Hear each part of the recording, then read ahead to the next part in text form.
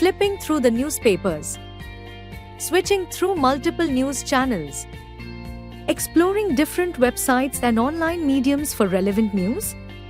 Keeping up to date with important news is not only time-consuming but also requires meticulous upkeep of notes for thorough revision. With a limited period in hand and abundant resources to study from, do not let current affairs come in the way of your prelims success. Join the PT 365 program by Vision IAS and advance in your preparation for current affairs. Starting on 9th January at 5 p.m., this 20-day course offers comprehensive coverage of 1 year of current affairs in 60 hours. Join for improved knowledge with complete coverage of The Hindu, Indian Express, PIB, Economic Times, Yojana, Economic Survey, etc. Doubt-clearing sessions and mentoring for thorough knowledge. Access to Sandhan personalized test with 25,000 plus questions. Access to live and online classes for flexibility in timing. It's time to devote your energy to smart learning and not running. Enroll today and excel in UPSC prelims with a strong command of current affairs. Hello and welcome to this edition of News Today. Without delay, let's have a look at the headlines first. India's first indigenous semiconductor chip to be ready for production by 2025. Tariffs on India report released by Global Trade Research Initiative. Nuclear weapons are one-way road to annihilation, says UN Secretary General. India's space economy poised for five-fold growth. Transforming India's judiciary and law enforcement with artificial intelligence. India's total installed wind capacity to reach 63 gigawatt by financial year 27. In a landmark development, India's first indigenous semiconductor chip is set to be ready for production by 2025. This marks a crucial step towards reducing dependence on imports and strengthening India's position in the global semiconductor industry. Currently, India's semiconductor manufacturing industry is still in its early stages and heavily relies on countries like Taiwan and China for semiconductor chips. However, the development of an indigenous chip is expected to enhance national security, reduce trade deficits, and boost the domestic electronics industry. Now, let's take a look at India's semiconductor industry. The Indian semiconductor market was estimated at approximately $38 billion in 2023, with projections indicating a significant growth to $109 billion by 2030. With a strong compound annual growth rate of 13%, India's semiconductor consumption market is poised for rapid expansion. But this growth does not come without challenges. Semiconductor manufacturing is a capital-intensive sector with setting up a fabrication unit requiring over $10 billion. Additionally, there's a lack of a skilled workforce as India still needs more experts in semiconductor design, fabrication and testing. Another key challenge is dependence on raw material imports, as critical materials like silicon wafers and semiconductor chips are still sourced from other countries. To address these challenges, several initiatives have been undertaken. The Semicon India program aims to promote the domestic semiconductor industry through incentives and strategic partnerships. Another key initiative, the India Semiconductor Mission, is focused on building a vibrant semiconductor and display ecosystem to position India as a global hub for electronics manufacturing and design. Furthermore, India is forging partnerships with global firms such as Micron and Foxconn to establish manufacturing units within the country. These collaborations are expected to accelerate India's progress in semiconductor production. With these initiatives in place, India is moving closer to self-reliance in semiconductor manufacturing. The coming years will be critical in determining how successfully the country can establish itself as a key player in the global semiconductor history. Moving ahead, we bring you an in-depth look at the recently released Tariffs on India report by the Global Trade Research Initiative, or GTRI. This report analyzes the potential impact of the US reciprocal tariff plan and suggests action for the Indian government and industry to minimize losses. Let's begin by understanding what the US reciprocal tariff plan is all about. This initiative is designed to counter trade imbalances by imposing higher tariffs on countries with which the US runs a trade deficit. And what does this mean for India? Let's take a look. The report highlights that Indian exports could face an additional tariff of 4.9%, a sharp increase from the current 2.8%. But how does this impact different sectors? Let's break it down. The agriculture sector would be the hardest hit, with farm exports like shrimp, dairy, and processed foods facing tariffs as high as 38.2%. The industrial goods sector also faces major risks, particularly in pharmaceuticals, diamonds and jewelry, and electronics exports. For instance, the pharmaceutical sector could face a tariff differential of 10.90%, potentially raising costs for generic medicines, impacting demand and reducing competitiveness. On the brighter side, petroleum minerals and garments may remain unaffected. Now, how can India respond to this challenge? The report offers key recommendations. First, India should make an advanced tariff offer to the US and drop the FTA plan, proposing a zero for zero strategies by identifying tariff lines where India can eliminate duties on US imports without harming domestic industries. Second, the report suggests that India should refuse unfair concessions and consider countermeasures, much like China's approach. Lastly, there is a large gap between the trade data reported by India and the US. To prevent tariff decisions based on inaccurate numbers, reconciling this data is crucial. With these insights, the ball is now in India's court to take strategic steps and mitigate the risks posed by the US reciprocal tariff plan. Now, let's focus on a dire warning from the United Nations Secretary General. Nuclear weapons are a one-way route to annihilation.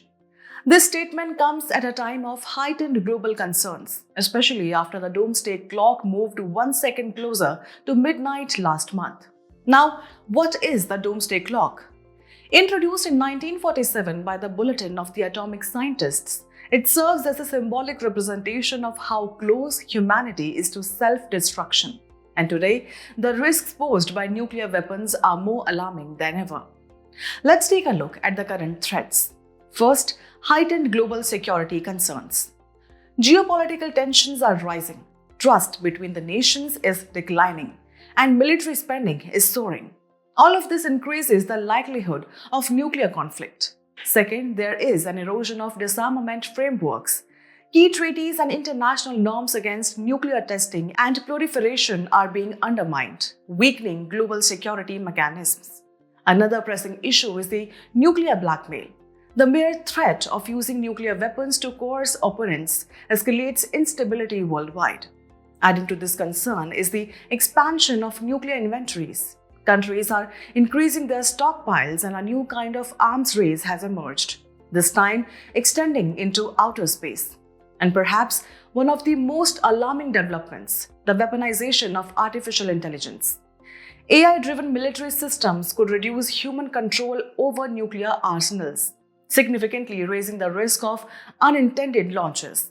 So, what is the global response to these rising threats? Several non-proliferation efforts continue to play a crucial role. The Conference on Disarmament remains a key platform addressing nuclear disarmament, preventing an arms race in outer space and tackling new weapons of mass destruction. The Treaty on the Non-Proliferation of Nuclear Weapons, or NPT, aims to prevent the spread of nuclear weapons while promoting peaceful uses of nuclear energy. Another significant treaty, the Comprehensive Nuclear Test Ban Treaty, or CTBT, seeks to ban all nuclear explosions, whether for military or peaceful purposes. And finally, the International Atomic Energy Agency, or IAEA, serves as the foremost global forum for scientific and technical cooperation in the peaceful use of nuclear energy. In conclusion, nuclear weapons pose an existential threat to humanity. Global cooperation, disarmament, and responsible diplomacy are the only ways to prevent a catastrophic future. In an exciting development in India's space sector, its economy is set to grow fivefold, significantly contributing to the nation's vision of Viksit Bharat 2047. Let's begin with the current status of India's space economy. Valued at $8.4 billion, it accounts for 2% of the global space market. Over the last decade, it has contributed 20,000 crore rupees to GDP and supported 96,000 jobs. Remarkably, every dollar invested in this sector generates an economic impact of $2.54, making it 2.5 times more productive than India's broader industry. Looking ahead, the government has set an ambitious goal to capture 8% of the global space market by 2033, expanding the economy to $44 billion. Now, let's talk about the role of space technology in nation building. It plays a crucial part in land digitization as seen in the Swamitva scheme, which uses satellite technology for transparent land records. It also aids in resource mapping, especially in harnessing Himalayan and marine resources. Another key aspect is women's participation, with women making up 20 to 25% of ISRO's workforce, actively contributing to major missions like Chandrayaan. Additionally, ISRO's Navik system is enhancing national navigation and communication networks. To support this rapid growth, several initiatives have been introduced. The space budget has nearly tripled from 5,615 crore rupees in 2013-14 to 13,416 crore rupees in 2025-26. The International Space Promotion and Authorization Center, or InSpace, was established in 2020 to encourage and oversee private sector participation in space activities. Other measures include the Indian Space Policy 2023, allowing 100% FDI, and the creation of a 1,000 crore rupees venture capital fund to boost investments in the sector. But India's space economy also faces several constraints that hinder its growth and potential. One major challenge is limited private sector participation, as low private investment persists despite recent policy reforms.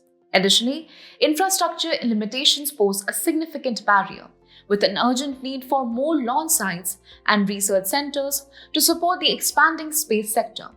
Another key issue is regulatory hurdles, where complex policies and bureaucratic delays slow down innovation and investment in space technologies. Lastly, the sector struggles with a skilled workforce shortage, as there is an inadequate supply of trained professionals specializing in space technologies. With these initiatives, India's space economy is on an unprecedented growth trajectory, bringing immense opportunities for technological advancement, economic expansion, and global leadership in space exploration. Moving on, we'll be taking a closer look at the transformation of India's judiciary and law enforcement through artificial intelligence, or AI. AI-powered technologies such as machine learning or ML, natural language processing or NLP, optical character recognition or OCR, and predictive analysis are revolutionizing legal research, judicial processes, and law enforcement. Now, let's dive deep into how AI is making an impact. Firstly, modernizing judicial functions through digital transformation. With Phase 3 of the E-Courts project, AI is being integrated to enhance case management, improve legal research, and even forecast potential delays and adjournments using predictive analysis. Next, AI is breaking barriers in the legal system through legal translation and language accessibility. More than 31,000 Supreme Court judgments have been translated into 16 regional languages using AI-assisted tools. The ESCR, or Electronic Supreme Court Reports portal, is making these AI-translated judgments accessible to a wider audience. In law enforcement and crime prevention, AI is being integrated to enhance crime detection, surveillance, criminal investigations, etc. Predictive policing models analyze crime patterns, high-risk areas, and criminal behavior, enabling law enforcement agencies to take proactive measures. AI-powered facial recognition is being integrated with national criminal databases, and forensic analysis is becoming AI-driven to examine evidence, digital crime traces, etc.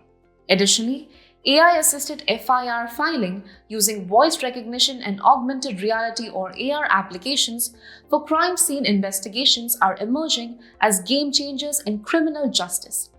Other major AI-driven initiatives include the Crime and Criminal Tracking Network Systems, or CCTNS, e-prisons, and e-forensics databases, which are helping streamline law enforcement operations. Looking ahead, the future of AI in law and justice is set to bring AI-powered legal research, blockchain secured case records, judicial transparency through AI analytics, and enhanced cybersecurity measures. With AI transforming India's legal landscape, the justice system is on the path to becoming more efficient, accessible, and transparent. Ahead, we delve into an important update on India's wind energy sector. According to a recent CRISIL report, India's total installed wind capacity is projected to reach 63 gigawatt by FY27, with annual wind power capacity addition set to double from approximately 3.4 gigawatt in FY24-25 to 7.1 gigawatt in FY26-27. Let's take a closer look at the wind energy status in India. Currently, India's wind energy sector stands strong, with total installed capacity more than doubling in just over a decade, reaching 48.16 gigawatt as of January 2025. This achievement places India fourth globally in total installed wind capacity. Wind power remains a significant contributor to India's renewable energy mix, ranking second only to solar power, which leads with over 100 gigawatt of installed capacity. The potential for wind energy is particularly high in states like Gujarat, Maharashtra, Karnataka, Tamil Nadu, and Andhra Pradesh. Wind power, despite its potential, faces several challenges. Financial viability is a major concern, as the high initial costs of setting up wind energy projects raise doubts about their financial success. Additionally, land acquisition poses difficulties, as the process of securing land for wind farms is often slow and complex. Another significant hurdle is grid infrastructure, where insufficient infrastructure hampers efficient energy distribution. Moreover, the lack of transmission equipment further complicates the process, as critical components necessary for transmitting power are often unavailable. Several initiatives have been undertaken to promote wind energy in India. The National Wind Solar Hybrid Policy 2018 encourages hybrid projects that combine wind and solar power to optimize land use and enhance grid stability. Similarly, the Offshore Wind Energy Policy 2015 aims to develop offshore wind projects with potential identified along the Gujarat and Tamil Nadu coasts. To facilitate greater access to renewable energy, the Green Energy Open Access Rules 2022 have been implemented, which facilitate easier access to renewable power for consumers, boosting wind energy adoption. Furthermore, the Renewable Energy Purchase Obligation or RPO mandates power distribution companies to source a portion of their electricity from wind and other renewable sources, ensuring continued growth in the sector. With these initiatives in place, the country is poised to achieve significant milestones in its renewable energy journey. In today's Place in News, we will be turning our focus to South Korea with its capital, Seoul. In a significant demographic shift, South Korea's birth rate has risen for the first time in 9 years in 2024. Now, let's take a closer look at the political and geographical features of the country. South Korea is located in East Asia, sharing its northern boundary with North Korea along the 38th parallel, while being bordered by the East Sea or Sea of Japan to the east and the Yellow Sea to the west. Geographically, the country's landscape is dominated by the Taebaek Mountains along the eastern coast, with major islands including Jeju and Ulon. Additionally, the Han River serves as a key waterway within the nation. As we conclude today's main news, let's have a look at some quick updates. The 25th anniversary of International Mother Language Day was celebrated on February 21st. International Mother Language Day has been observed on February 21st each year since 2000. The idea to celebrate this day was initiated by Bangladesh and was later approved at the 1999 UNESCO General Conference. NASA is set to launch the Sphere-X space telescope using the SpaceX Falcon 9 rocket. Sphere-X stands for Spectrophotometer for the History of the Universe, the Epoch of Reionization, and ISIS Explorer. Its objective is to survey the sky in optical and near-infrared light. The Bureau of Energy Efficiency organized the first international conference on carbon markets, Prakriti, promoting resilience, awareness, knowledge, and resources for integrating transformational initiatives 2025. The conference aims to provide a comprehensive understanding of the Indian carbon market, along with insights into the dynamics of the global carbon market, among other key aspects. The Swayat initiative on the Government e-Marketplace or GEM celebrates 6 years of transformative impact. The Government e-Marketplace is an online platform that provides end-to-end solutions for the procurement of commonly used goods and services by government buyers. The Svalbard Global Seed Vault, also known as the Arctic Doomsday Seed Vault, has received more than 14,000 new samples. Located on the Arctic island of Svalbard, Norway, the vault is owned by Norway and managed through a partnership between the Norwegian Ministry of Agriculture and Food, the regional gene bank Nordgen, and the Crop Trust. A recent study warns that climate change is set to increase algal blooms in England's Thames River. An algal bloom refers to the overgrowth of microscopic algae or algae-like bacteria in fresh, salt or brackish waters. These blooms can appear in various colors including blue-green, yellow, brown, pink and red. A recent study finds that conservation efforts in wealthy nations may inadvertently worsen biodiversity loss in other countries. The term biodiversity leak refers to the unintended loss of biodiversity in one region due to conservation or environmental policies that shift environmental harm elsewhere. Recently, the National Statistics Office or NSO released the Second Time Use Survey or TUS for the year 2024. The purpose of the Time Use Survey is to provide a framework for measuring how the population allocates time to different activities. The objective is to measure the participation of both men and women in paid and unpaid activities. Before we sign off, let's challenge your understanding in today's installment of Test Your Learning.